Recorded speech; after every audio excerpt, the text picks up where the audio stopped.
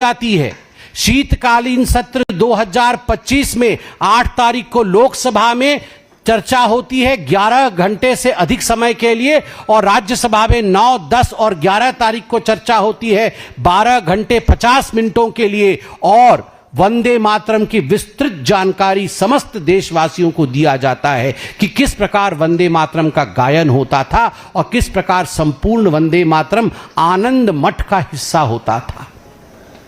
और किस प्रकार अंग्रेजों के शासनकाल में अंग्रेजों ने 1906 में, क्योंकि वंदे मातरम लिखा गया था ऋषि बंकिम जी द्वारा, क्यों? क्योंकि 1905 में बंग भंग हो रहा था, बंगाल के विभाजन को रोकने के लिए, बंग भंग को रोकने के लिए वंदे मातरम लिखा गया था। 1906 में बरिसाल में जिस समय में वंदे मातरम का उच्चारण करके नर और नारी निकले थे, उस समय ब्रिटिश सरकार ने उसे बैन किया कि कोई वंदे मातरम गा नहीं सकता है, मगर फिर भी बरिसाल में वंदे मातरम गाया गया, और उसके पश्चात 1907 में मैडम बिकाजी कामा ने वंदे मातरम लिखे हुए झंडे को भी फहराया।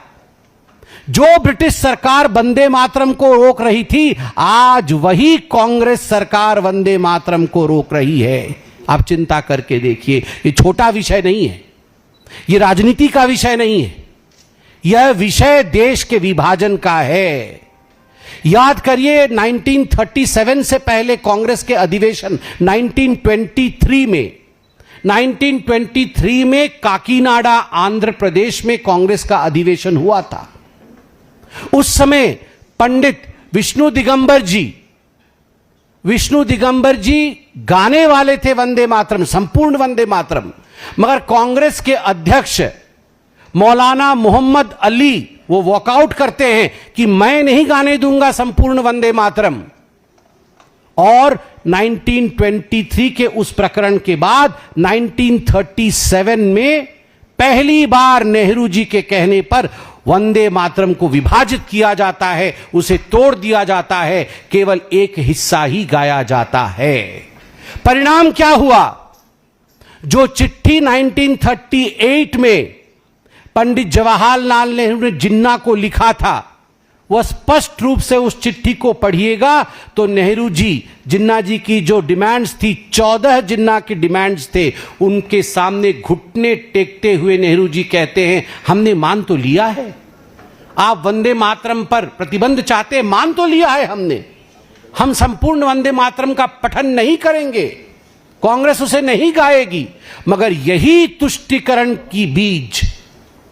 This seed of appeasement which was sowed by Pandit Jawaharlal Nehru in the year 1937 was the seed of partition. यह विभाजन का बीज बनता है, और उस समय जिन ताकतों को शक्ति मिली, उन ताकतों ने देश को आगे चलकर विभाजित किया। आज पुनः कांग्रेस पार्टी में सोनिया जी और राहुल जी का व्यवहार 15 अगस्त को जो व्यवहार रहा, और उसके बाद CWC में जो रिजोल्यूशन 1937 के रिजोल्यूशन को पुनः पारित किया, आज भारतीय जनता पार्टी के प्रथम पदाधिकारी बैठक में हमारे अध्यक्ष नितिन नवीन जी ने पुरजोर तरीके से यह कहा है कि यह जो विभाजन करने की बीज बोने की कोशिश कर रही है कांग्रेस पार्टी, हम कदाचित इसे नहीं होने देंगे। मुझे बड़े दुख के साथ कहना पड़ रहा है कि कांग्रेस पार्टी ने शायद पढ़ा नहीं है कि महात्मा गांधी जी ने क्या कहा था वंदे मातरम के लिए। मैं पढ़ना चाहूंगा महात्मा गांधी जी ने क्या कहा था वंदे मातरम के लिए। Mahatma Gandhi on Vande Mataram, no matter what its source was and how and when it was composed, it has become a most powerful battle cry among Hindus and Muslims of Bengal during the partition.